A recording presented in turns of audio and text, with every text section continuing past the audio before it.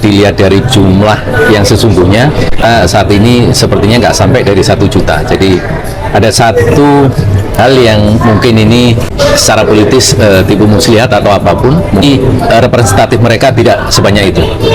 Jadi penuh tipu muslihat.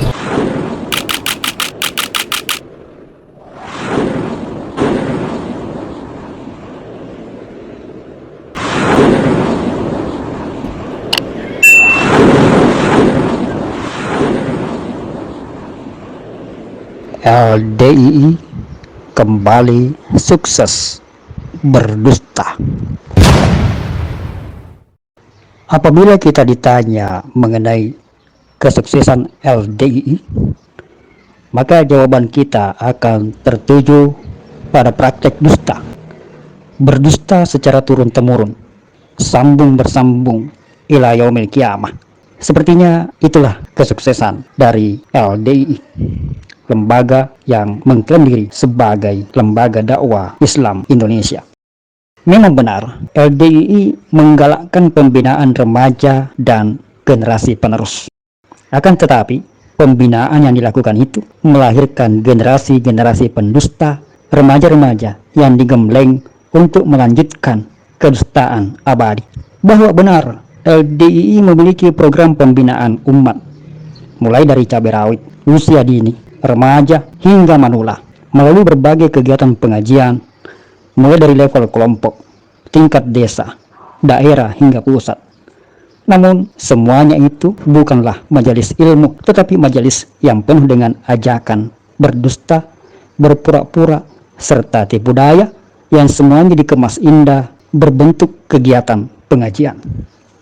Sehingga pengikutnya pun tanpa sadar tertipu, merasa diri menjalankan kegiatan amal soleh, namun aslinya mereka sedang terpedaya, terjebak dalam jaringan praktek kedustaan.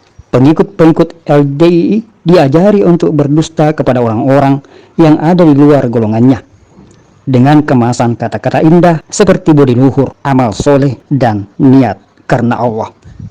Sehingga seluruh pengikut LDII melaksanakan praktek dosa besar itu secara berjamaah dalam perasaan akan memperoleh pahala dan ganjaran surga Firdaus. Subhanallah, sungguh sebuah kekejian yang luar biasa. Mengajak dan mengajari orang-orang untuk berdusta, melakukan dosa besar, larangan agama dengan iming-iming pahala surga. Kita membayangkan betapa geramnya para penghuni langit menyaksikan aksi dari komplotan penjahat berbaju agama itu. Pekan kedua November 2023 kemarin, kelompok ini kembali melancarkan sebuah aksi dusta dan tipu daya yang luar biasa dahsyat.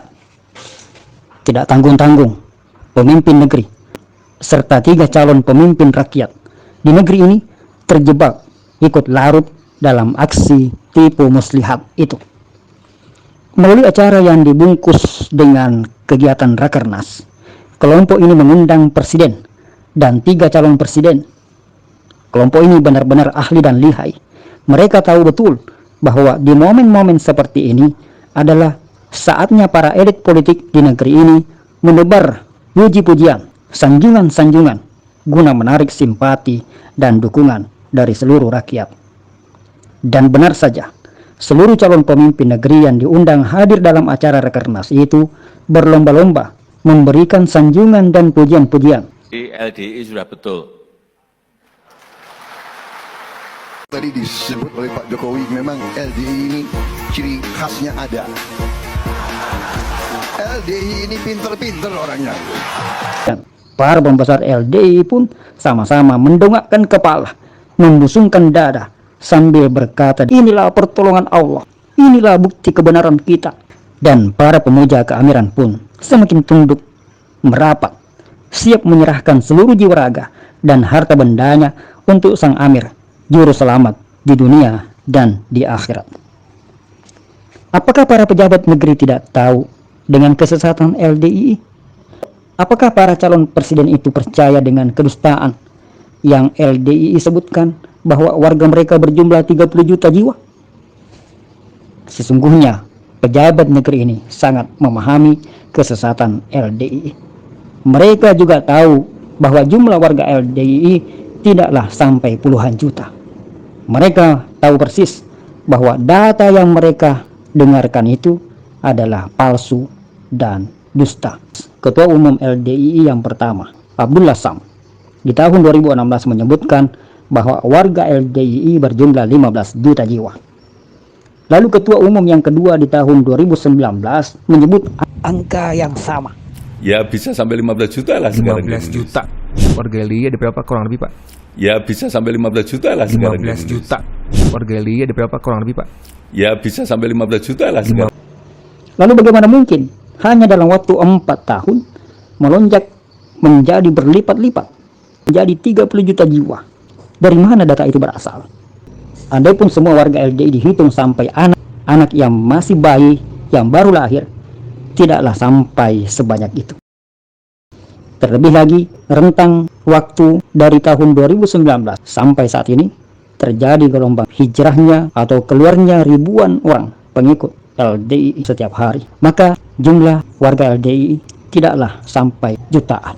Dilihat dari jumlah yang sesungguhnya saat ini sepertinya nggak sampai dari 1 juta. Jadi ada satu hal yang mungkin ini secara politis tipu muslihat atau apapun, mungkin mereka biasa kenal dengan budi luhur, tapi representatif mereka tidak sebanyak itu. Jadi penuh tipu muslihat. Data itu bisa kita lihat dari jumlah perwakilan amir tingkat daerah se-Indonesia yang hanya berjumlah 350 perwakilan daerah.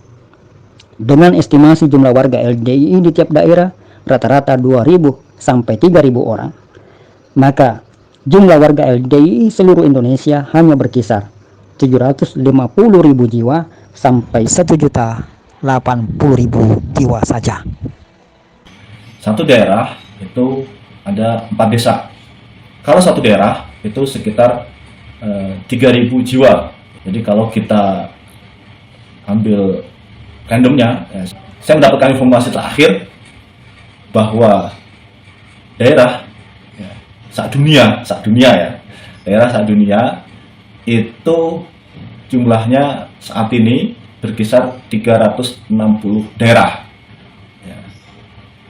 Kalau kita kalikan 360 daerah dikali 3.000 jiwa, ya, berkisar sekitar 1.080.000 jiwa. Ini anggota Islam Jamaah sedunia.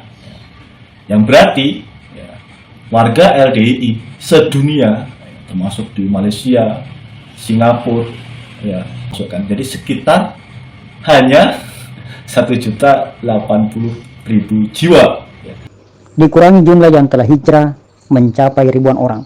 Katakanlah bila setiap daerah rata-rata ada 100 orang warga LDII yang hijrah, berarti telah ada sebanyak 35.000 warga LDII yang keluar dari kelompoknya itu.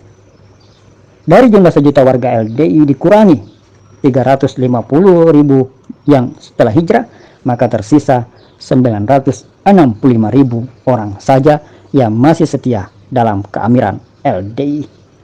Jadi hanya sekitar 500.000 orang saja yang memiliki hak pilih dalam pemilu.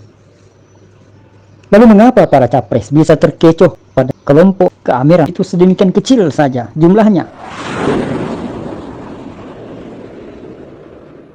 Sahabat Heril Anas TV, andai pun saya atau Anda termasuk di antara capres-capres itu dan diundang untuk hadir di acara besar berskala nasional mereka itu, maka saya atau Anda pun akan melakukan hal-hal sebagaimana yang dilakukan oleh para capres-capres itu.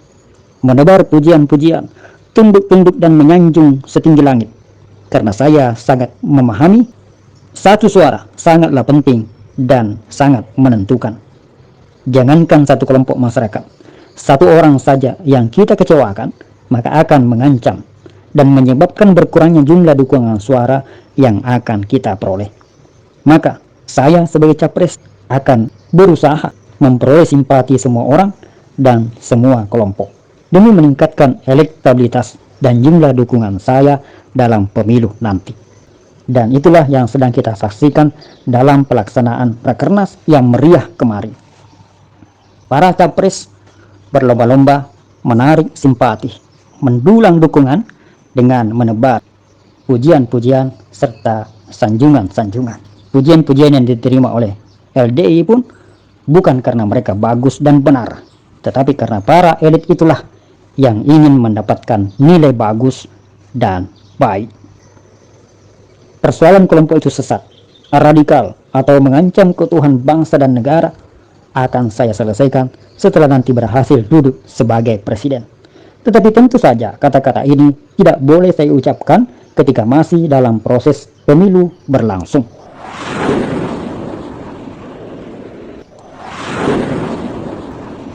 Sekian, terima kasih.